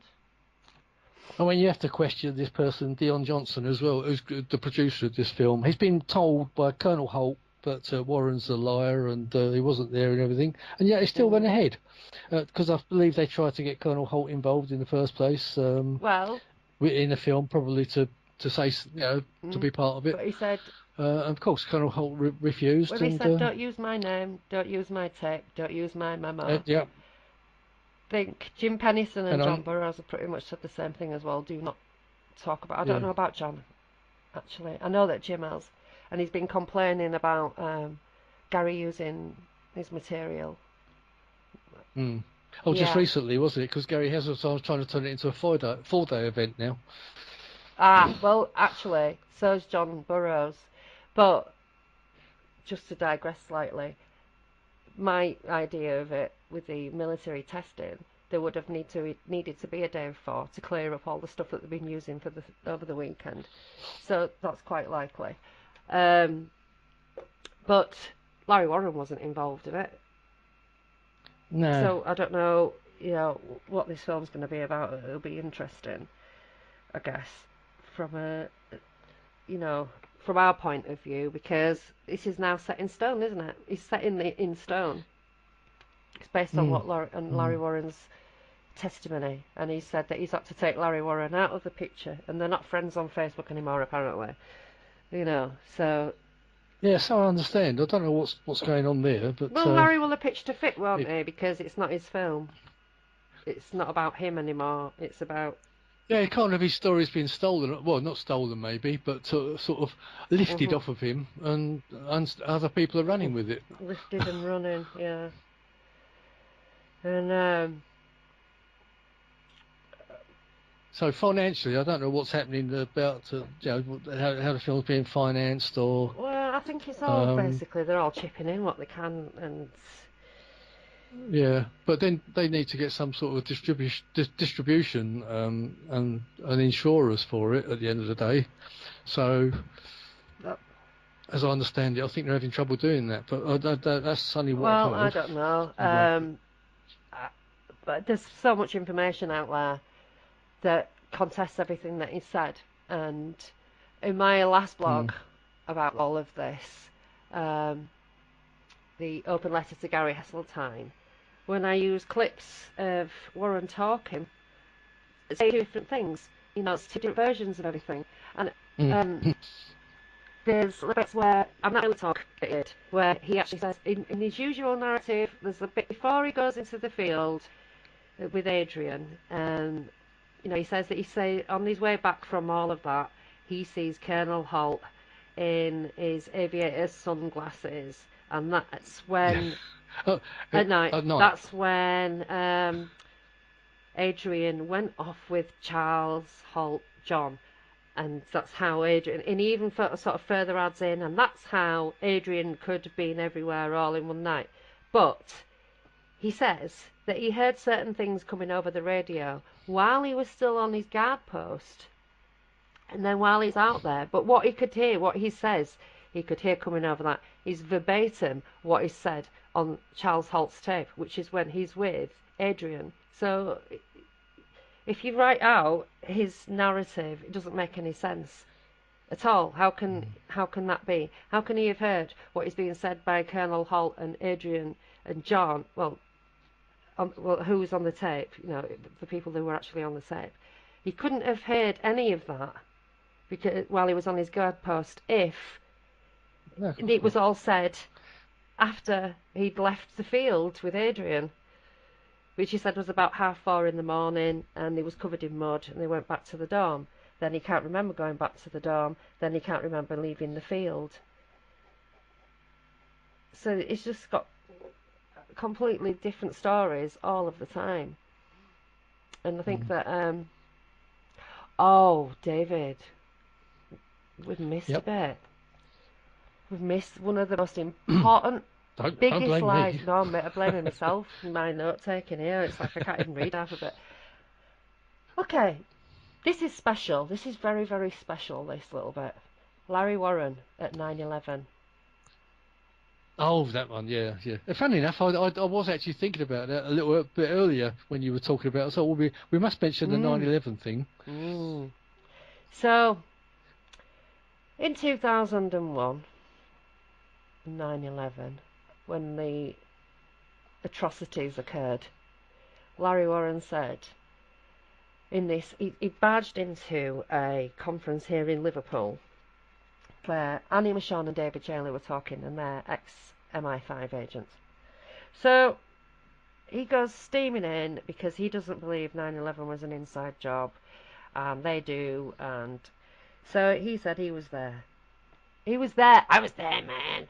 And he puts on this Brooklyn accent. So he wasn't invited to that conference, and he just sort of invited himself, did he? Yeah, he just barged in. No, yeah, I didn't know. I thought he was an invited speaker. No. He went into the thingy, into the hall where it was, and started carrying on. And so he went up to the front, and they let him speak. So he says that he was there in the immediate aftermath because of his expertise in the steel industry. Doesn't go into any detail about what his expertise in the steel industry is. Now, is that STEA or STEE? Yeah, anyway. It's hard to know when somebody says something, isn't it? How to spell it. Yeah. So, as a group of people who were all working together to try and expose the lies of this man, when this came to light, Kelly Marie and myself, and a couple of others, we did as much background searching as we could on 9/11 and the registers and who was there, who helped, who did what. There's photo albums, there's memorials, there's everything, and a very, very high percentage of those people are all ill from the stuff that they were breathing in. Lots of people, I mean, the death toll is still rising, isn't it? Because people are dying from these diseases that were literally because of this incident. But not Larry. Yeah, he says he spent 4 months in that S-hole, wasn't it? Yeah, was his words. with those mother effers who were just on their way to work. Yeah. Or those poor mother effers, yeah. So, I mean, am I right? Am I right? You ought to listen to how he speaks to people. It's shocking. So he goes steaming in there. Oh, and don't forget, he was raised in the Bronx. Yeah, apart from he says that he was raised in Albany, New York. Because he comments on that, first of all. He was raised in the Bronx. Well, somebody actually watched this who knows him, and they said, oh my God, he's putting on a Bronx accent. So, well, I mean, I'm pretty ignorant to different accents from America, do you know what I mean? Well, it's like a gangster accent, isn't it? But I wouldn't know a Bronx accent from I don't know, from any other one. Really. So, there's nothing. I mean, right, for a start, there were no planes in flight. There were no flights. So how did he get there? Was it a special flight for him? And what about his 4-month-old son? Did he just leave his wife for 4 months? while she had a baby to go and see body parts being pulled out and all the rest of it. You know, I mean, somebody that I talked to But the funny thing is, a week later, it was at Leeds, a That's conference in right. Leeds, wasn't he? Sitting next to He Nick was, Pope, wasn't he, yeah. or He something? wasn't speaking. Peter was speaking, and Bud Hopkins was speaking, and Larry was there. Yeah, and so he couldn't have been in New York unless there's two of him. Yeah. Um. Well, It's disgraceful. I mean, even Peter Robbins was taken back when he found out about all that, didn't he? I don't think he heard all that, because otherwise, well, I mean, if that had actually happened, wouldn't Peter Robbins have been either known about it, wouldn't he? Because, I mean, Peter Robbins was actually living in Manhattan at the time. And he was actually disgusted, as many New Yorkers were when it was found out about. Yeah. So, well, I mean, what you call that would be stolen valor, wouldn't it? People get into trouble for lying about things like that. Oh, yeah. You know, but I mean, if he was in America and saying all this, there'd be somebody there to jump on him. But he's in the UK and he can get away with it. There's nobody, you know, legally or morally keeping a check on anybody over here making stories up. Yeah, and I think that word morally, what you just said, when you put that towards the people that still support him, then they've got a lot to answer for, I believe.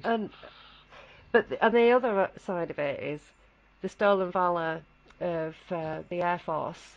I mean, you see, this is where I find it very difficult with Gary Esseltine saying that there's no lies and all the rest of it, when he knows that Larry Warren was in the Air Force from the very first day of training to the day that he was booted out for 134 days, 19 weeks, right? And in the film Capel Green, they've put it Air Force retired, security specialist retired. No, that's a lie. That is a lie. I wonder if they've changed that, because I did see a trailer and that had been gone. It was I think they put ex-serviceman or something now. But whether it's that's the other bits in there as well. Complete any service. That's a lie as well. No. Where did he serve? Where was he? Where was he sent? And he reckons that he was given a M16 used in the Ted Offensive. Yeah. What? Well, Frank's pulled him up on that as well, hasn't he? Frank Willis. Because Frank knows about M16s, and he said that was from like the Vietnam era. Oh, I think Warren says it's from Vietnam. He said it was used in the Ted Offensive, yeah. But then, you see, he's so weird. It just blows me away. I just kind of think of these things and I just think, oh my God, he's crazy. I know, this is the whole trouble with the whole of this thing. You can jump from one place to another and you end up just going round and round in circles, because there's just so many lies. It's such a tangle of lies that it's really, you just can't unpick them most of the time. And why we can see them and people like Gary Heseltine can't, I just don't fathom that at all. He chooses not to see them. Yeah. And I wrote that blog, Open Letter to Gary Heseltine. And in it, there are so many clips, there's so many things. All right, I waffled on quite a bit, I must admit. I'm just going to open it up here. Here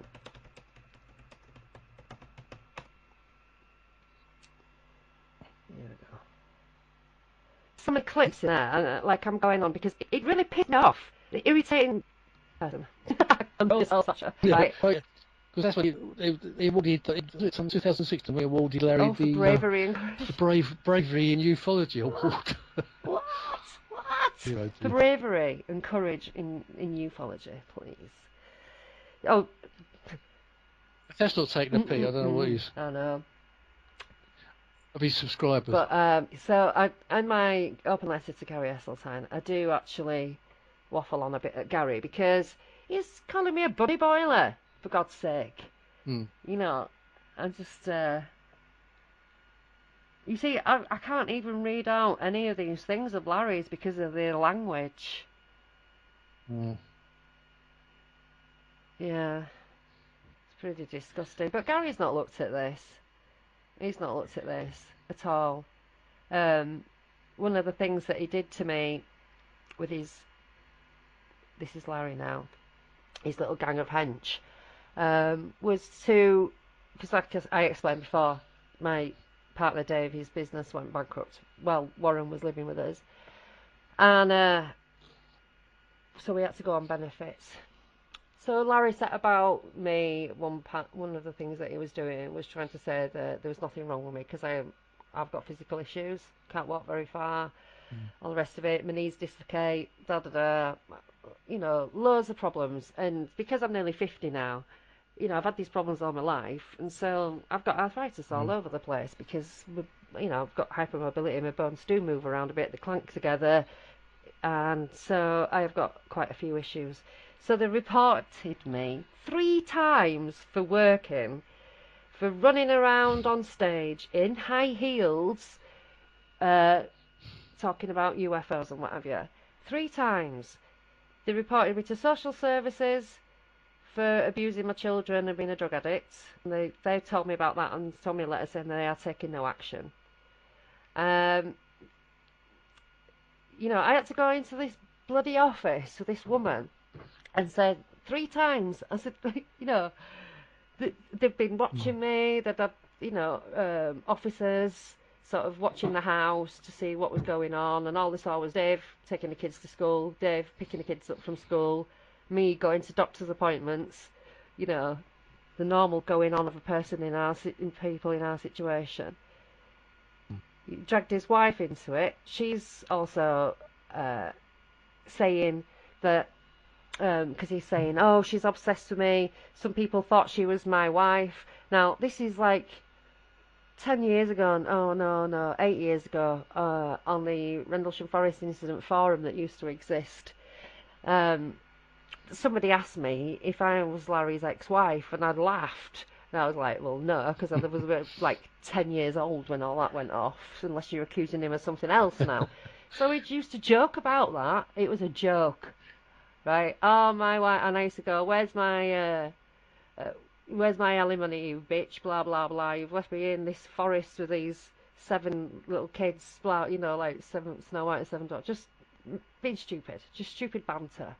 So he tried to turn that into a real thing, that people thought that I was his ex-wife because I was so clingy with him, because I was so all over us and never stopped talking about him.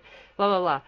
To the point where, right, I was joking, wound his ex-wife up because I was going on about where's my money, biatch, because he never pays me alimony, da da da. She thought that was directed at her as a jibe because he never paid her his money, the money. And so her ex-boyfriend, Dominic Charters, messaged me and asked me, have you got a problem with Sue? Blah, blah, blah. I was like, no, not at all. Why would I have? And I was like, so he said what it was about this ex-wife thing. I said, oh, no, I said, it's just a joke. It's just some idiot asked me in this forum years ago. It's just a bit of banter. Oh, sound, no problem. And so Sue was told that's what it was. But no, he's been all brought back to life to make me look like a crazy person. But, she knows that's not true, so she's lying. And Dom jumped onto it, so he's lying. They all started lying. He actually contacted me as well.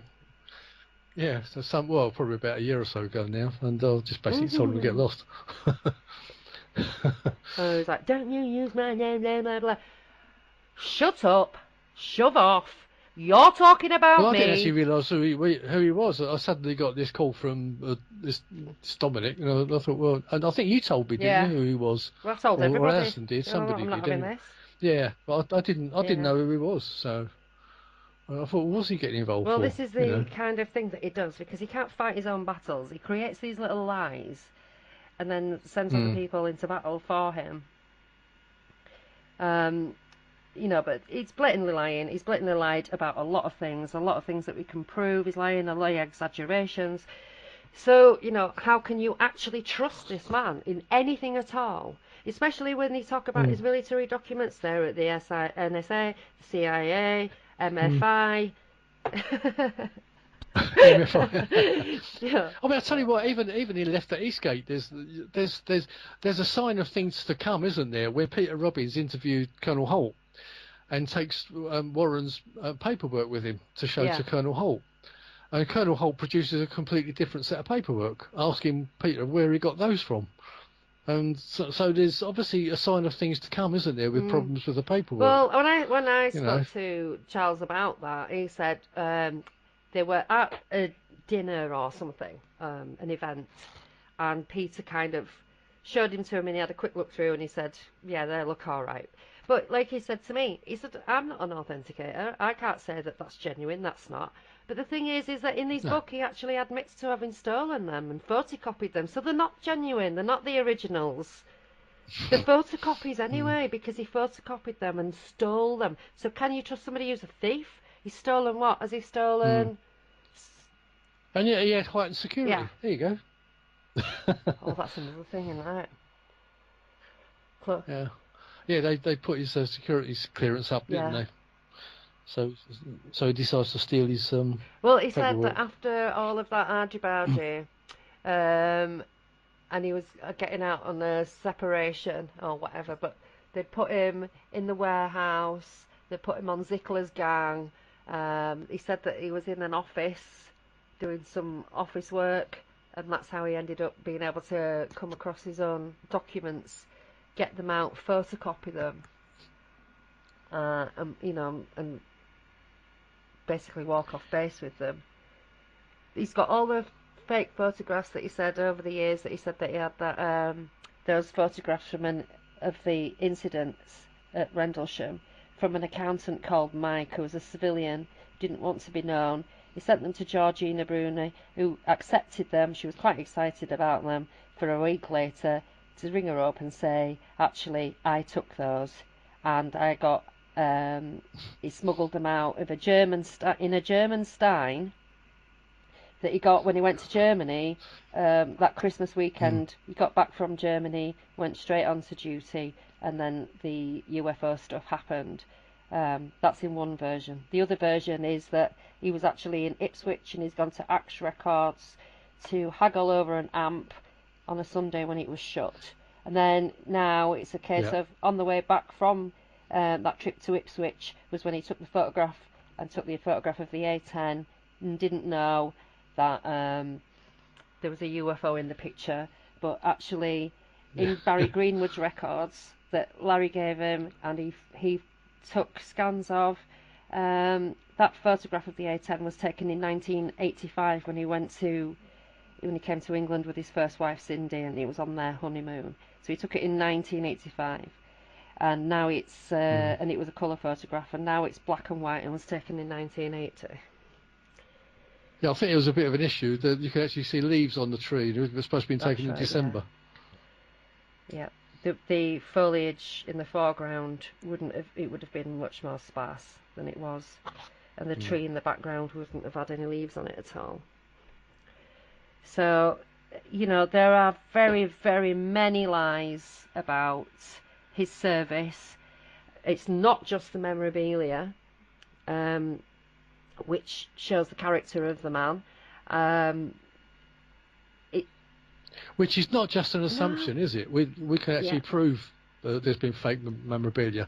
Even Peter Robbins has been a victim of it about 9 months ago, wasn't it? When he faked his sister's he faked his dead sister's signature yeah, on a flyer that he had given Warren, which was blank at the time, and all sorts of other names appeared on it. Was it?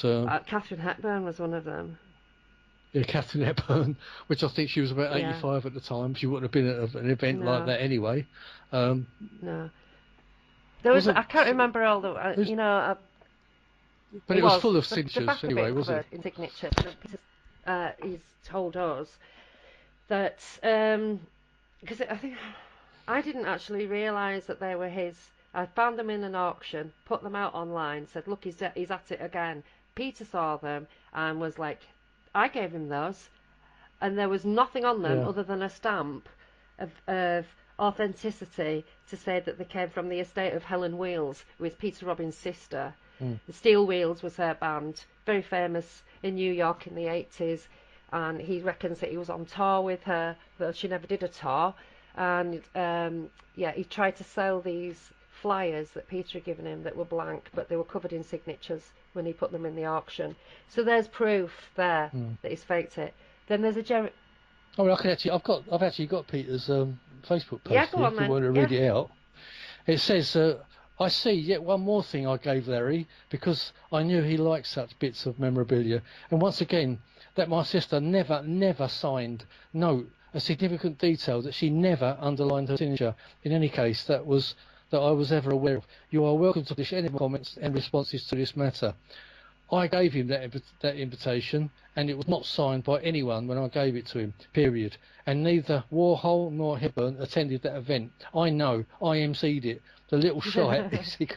And what a shame these businesses could care less about such things, and nothing comes up when he says about he couldn't find it when he typed in the lot number. But it just shows you how upset he is. It shows you, and I've got a picture of it here. He's got Helen Wells right at the top. He's got Andy Warhol. It's got also with the Campbell's soup tin on there. It's and I think what was it going for?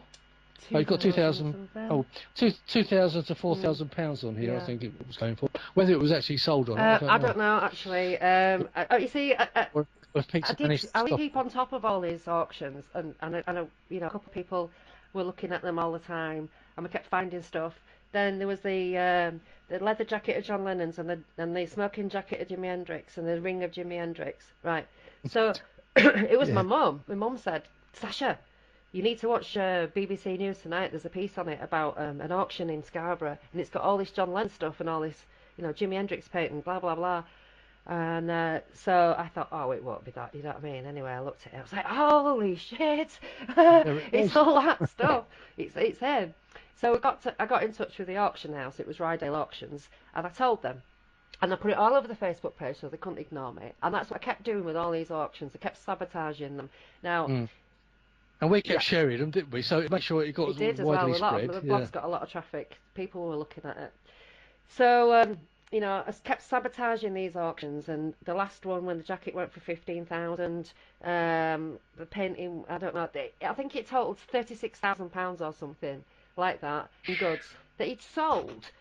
But then the auctioneer had said, there are some issues surrounding this if you've seen our Facebook page, so you've got a month to check it over and decide whether you want to shell out for it or not, whether it's genuine or not.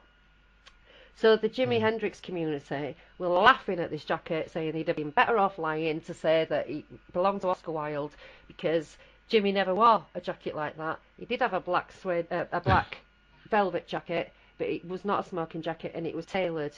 So I got sent some pictures of a leather jacket of John Lennon's and this velvet black Jimi Hendrix jacket. So I jumped on this, said, I'm really, really sorry to have to inform you, but I do think these items are not genuine, and these are my reasons why. And they come back, and where did you get the information from that it was these jackets? And they sent me these photographs, and I was like, oh my god, it's not them jackets, it's not the same thing. So I wrote back and I said, now I know where he's got the idea of these items from, because it's a leather jacket just like that, and a velvet black jacket similar to this. So I said, I really apologise, I can't apologise enough, but these are my reasons. And I sent him the documents that I'd compiled of all his sales activity, and the items that I knew that he had, and things that he'd put through auction that didn't sell, and all of this stuff is online. So I thought, oh my god, I'm an idiot, because every time I stop an auction, I'm stopping a crime. So sell away, sell, Yeah. sell as much as you like, because I'm hoping one day this is going to get on top. A victim will come forward, because it's only a victim that can come forward, isn't it? The police are not interested otherwise. No, they're not. That's it. They need a sale. But not only a sale, they need the person who's bought the item to know that they bought a lemon, and then to report it to the police. So when Gary goes, he's not a con man. Con man means convicted. No, Gary, you big idiot. It actually means confidence trickster, confidence man. What planet are you on, Mr. Police Officer? when you don't even know that con man is confidence man. They're so confident, you believe what they say, and they're, hey, I have my money. And he's fallen for a hook, line, and sinker by the sound of it. So, no, there's been no police prosecution because all those people that have invested that money into, you know, I just keep thinking, somebody like, you know, Davey had a few items that were worth a bit of money, which he wanted to sell when we were in trouble, which he didn't in the end, but, you know, he was considering it. So I was thinking, oh my God, right, because they weren't worth enough for it to get us out of the situation we were in. So it's like, well, you might as well keep them then, you know. So I keep thinking, well, oh my God, right, imagine if these items were worth like £10,000 each. That was enough to get us out of trouble. Now we go sell these things, so, you know, all right, we'll take a loss, might get 8 for each. Nice, 16,000, that'd solve our problems, right? We could get out of this hole that we're in. I just keep thinking that somebody somewhere has paid £15,000 for a painting, or £8,000 for a painting that they think is by Jerry Garcia, or Bob Dylan, or whoever, Jimi Hendrix, right? And it's not at all. And what, you know, and the police said to me, you shouldn't take it so personally. It's like, are you mad? There's people out there buying things for people, for themselves, rainy day, I've got a bit of money, invest it. Let's invest in some stuff. And that's what people do. I think the trouble is, Sasha, Warren is just one of them. The trouble is, there's so many fraudsters out there. As you know, if you read the book, you read the book, didn't you? Operation Bullpen. What's it called? Operation Bullpen. You've only got to read that to realise how much stuff is out there that's fake. I mean, to be honest, I wouldn't buy anything on eBay. I'd never buy anything from an auction, a memorabilia auction. Not unless you can actually, you know, one of the larger ones like that. Yeah, not unless you can actually see something being signed in front of you. I mean, if you're buying something signed off of eBay, be very careful. Just don't. I mean, I've warned anyone out there. And then the online auctions, the smaller they are, the more likely everything is a pile of crap, basically. And I'd advise anyone to read Operation Bullpen, because I was blown away by it. I thought, I just didn't understand how big the problem was. Isn't it? And now, you see, the reason that came into it was because I remembered Warren telling me that he did know some forgers in New York, but they got busted. So I kind of did a little Google search, and it came up Operation Bullpen, and he told me that he used to sell Beanie Babies and baseball cards in New York when he split up with his wife Cindy, in mid '90s, early '90s, and and when I was reading that Operation Bullpen, there's this guy in it whose name has been hidden because he's the blabbermouth, and he's called Nate. And he sold Beanie Babies and baseball cards in New York, and knew this guy Wayne, who Laurie said he knew, and he said that he knew this guy Stan the Man, and I was like, oh, my friend's dog's called Stan the Man. So I remembered that, and I remember telling Colonel Halt, something going on in this, and I think it's something to do with it. I said, I keep thinking that I can't get the name Mickey Rooney out of my head, and when I found the files on the bust, the guy's name was Mickey and Reno, so I was nearly right. I've got this incredible brain that it needs a bit of poking sometimes. If it's in there, it'll come back up to me, and I was like, oh my God, that's it. So he's either done what he's done with everything else with these security guard stories, which he's got from biographies, and he's absorbed this. He just soaks it up. Or he is Nate, and he's the grass. You know, and that is when he sold that guitar in New York that he said was Stevie Ray Vaughan's, that used to belong to Jimi Hendrix or something. It's had about 10 different provenances now. So that was sold in 1995 and had to be refunded because it was proven to be it had never been anywhere near Stevie Ray Vaughan. Wasn't it the wrong spelling of the name on it or something? No, was that the one? No. Yeah, there was something with the wrong spelling on there. I can't remember. There's that much of it, but this was the guitar, and it was. Oh no, there was a Jimi Hendrix. That was the one that was misspelled. Jimi Hendrix. Yeah, absolutely. just so much of it, and Noel Redding as well. That was spelt wrongly. All of it. There's just so much. If you want to read any of it, right, I will say to you, right, if you read Stars in His Eyes, The Adventures of Larry Warren and the Doctored Photographs, If you read John Lennon mystery, the sketch Mystery is Over. If you read my blog, which one was it? Hang on. Peter Robbins Splits with Larry Warren. It's official. That's got some good stuff in it as well. Actually, I had a look at that today and I thought, oh, I didn't realise that I'd put this much into it. And you can get it on Peter Robbins' page as well. well. No. That's his statement. Peter's put out 2 statements as well, and they're on there. It's P Robbins NY. I think that's his blog, isn't it? Peter Robbins New York. No, so you can read Peter's statement on there. I actually wrote an open letter to Peter, which changed quite a few things as well. There's just lots out there. And the open letter to Gary Heseltine, all the video clips of Larry Warren lying his backside off, basically, and telling different stories. I mean, even if you do not read a single word that I put in that blog, you just watch the clips. Just listen to the clips. Because it is very, very long, because I put a lot into it. But I do go on about it because he's calling me a bunny boiler, for God's sake. So I'm like, oh, so you're saying this about me, are you, Gary? Well, what about this then? And what about that then? So, even if you don't want to read all that kind of personal stuff, it's not even that personal, it's just factual, then just watch the clips. Just watch and listen to the clips. You don't have to go into, like, every single blog. If you want to know that Larry Warren lies, just go to that last one. Open letter to Gary Heseltine, and just listen to the clips, and you will absolutely see what I'm saying without even reading a word that I've said. Actually, another one's just come to mind.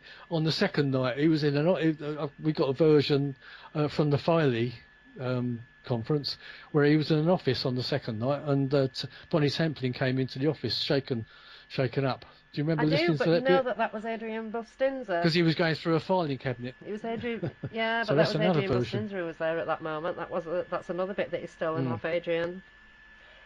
So, yeah, let me just recap now. So the radio show that you want to listen to hear Adrian Bustinza say his own event is Adrian Bustinza full radio interview on the Rendlesham Forest incident, and it's Rodney McKay's channel on YouTube.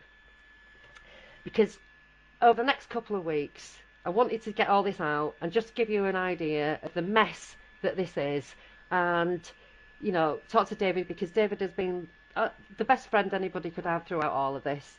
And we haven't always seen eye to eye, but we've always done right by each other. And we're family now, aren't we? Totally. I mean, you have been absolutely brilliant, and you've kept it all alive while I've taken a break, because I just couldn't continue. I had to separate myself from it.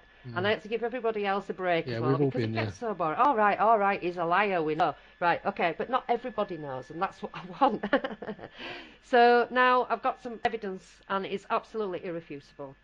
I'm not going to say what, and I'm not going to say where it's come from. I'm not going to say anything, because I want it to be a complete surprise, which it's going to be. I don't know if it'll be next week or the week after, but it is. Yeah, even I don't know what it is. Nobody knows. Nobody knows, because that's just the way it's had to be. And, I keep my promises. So nobody knows, apart from me and one other person. And then me and that other person are going to be talking about all of this and the evidence. And I'm going to have to leave it there. Unfortunately, I can't even believe that, it's flown by again. I knew it would. I hope we haven't jumped about too much. I hope we haven't been too confusing. It is very difficult, even with notes in front of me, to say and keep everything in order, because there's just so much of it, and it all ties into other stuff. It's just like one big ball, and all we've done is shown you like one quadrant of the ball. So there's the entire whole story that needs to be told, which it will be when I write the book. It's not finished, because it can't be finished, because this is still unfolding. I thought, oh, shall I leave it till after the film? But I thought, no, I'll just kind of do a recap after the film. So I'm going to get it out of my life now. This new evidence, it can't be argued with. I'm sure they'll find a way to argue with it, but Yes, the lady doth protest too much. So thank you for coming on, David. I know you're not feeling very well after your I'll feel a bit better now. Wonderful trip to India for a couple of weeks.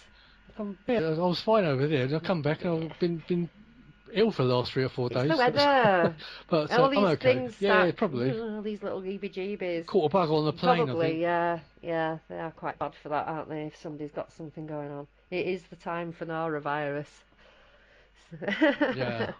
But thanks for listening, everybody, and yeah, if you just check out my blog, Sacha Christie, Infomaniac Housewife. That's in, not nymph.